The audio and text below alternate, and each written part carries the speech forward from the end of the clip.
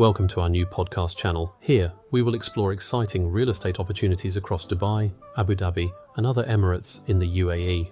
Beyond property, we'll also delve into important topics to support anyone considering a move to the UAE, covering schools, tax, visas, company setup, relocation, and lifestyle. Our goal is to provide a comprehensive, one-stop guide that helps you navigate every step of relocation or investment in this dynamic region. Stay tuned for insights that will empower your journey. Please do subscribe to our channel and do email us at info@elevation88.com to let us know what topics you wish us to cover in future podcasts. So welcome to our podcast, and we're back today with Lisa from the CSP group. Welcome, Lisa, and it's good to have you back. Thank you so much. Great to be back again. So I wanted to start today just by saying to you, well, when you first arrived in Dubai, which was like 20 years ago, I believe.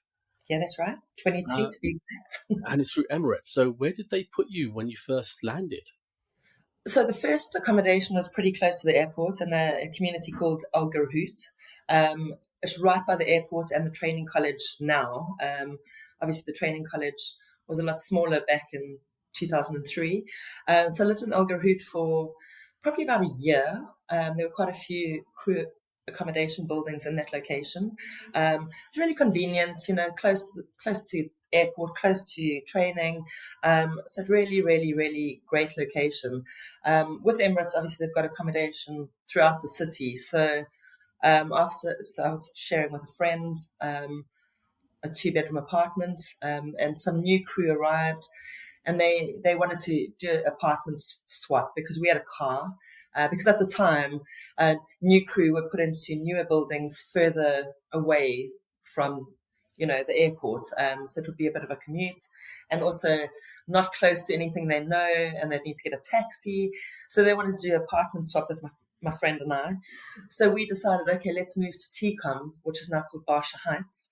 So we did the apartment swap, and we were like, oh my word, what have we done? It was a brand new building, which was great, but the community was still developing at that point. And we're like, oh no, what a mistake. But, a few months passed.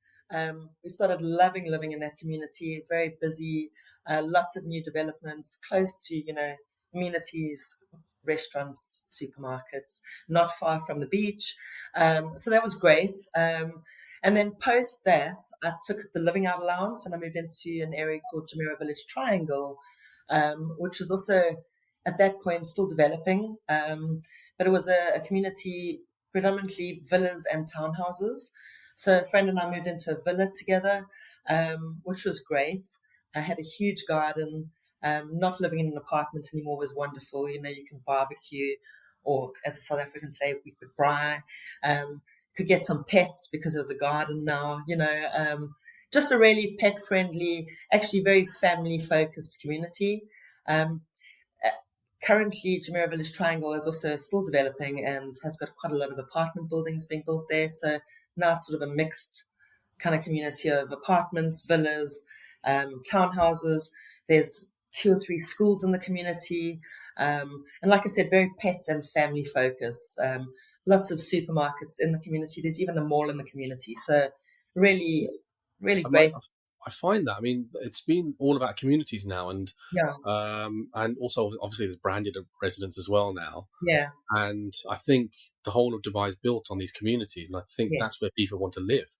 That's right. And like you said, I think the first areas you spoke about were more GCC areas only. So it wasn't a community. It's just how the country used to be, very, very, sort of small areas.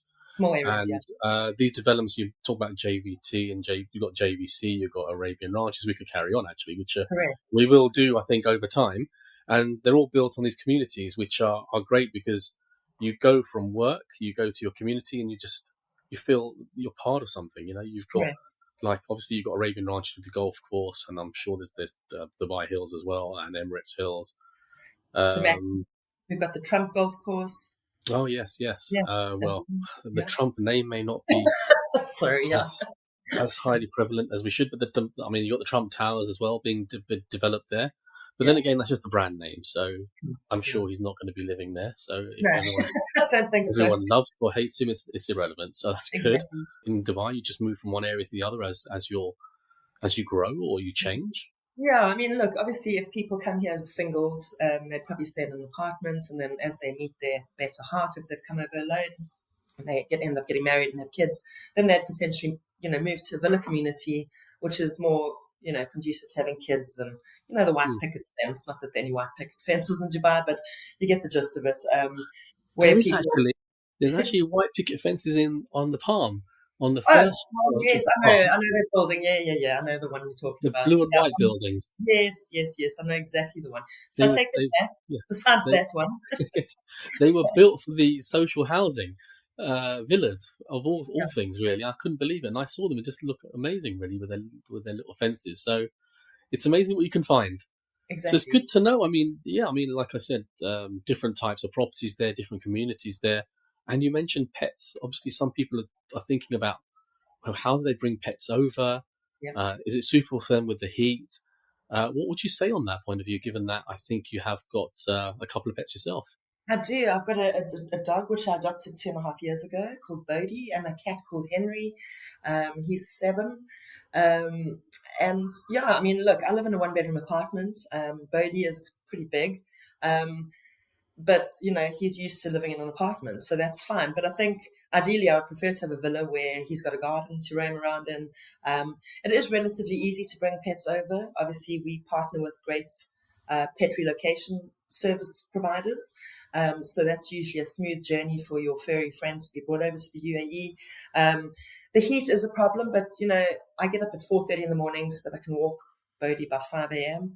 And then I take him out in the evenings at about 7 when it's not so hot, the sun's not beating Mm. down on, so you manage. It's like anything, I'm also hot, you know what I mean? So a lot of people say, oh, we'll never get a pet, we'll never bring one over. But at the end of the day, you know, if they're living in the UK, they're freezing, during winter. If they're living in Dubai, they're boiling during the summer. It is what it is, and if you want to bring your pet over, they're in an air-conditioned apartment or villa the whole day. And if they need to go out, to toilet activities. Yeah, you Yeah, take part, you don't spend hours outside with them, but there's also daycares for pets. So my dog, he goes to daycare once a week. So they fetch him in a little school bus, take him off for the day, drop him back in the evening. And it's a big air conditioned warehouse. They've got an indoor swimming pool for them.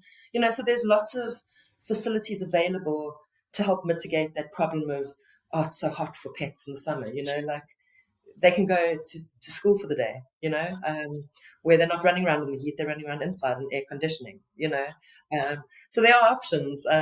So I wouldn't ever say to somebody, don't bring your pets, bring your pets, no, adopt a pet, you I've know, heard that as well. I've got a friend of mine. She's got a small Chihuahua, I think, and yeah, she's got a one bedroom apartment. She says in Dubai they even come and bring the grass to the apartment so the pet can walk around and do its business, and then they take it away.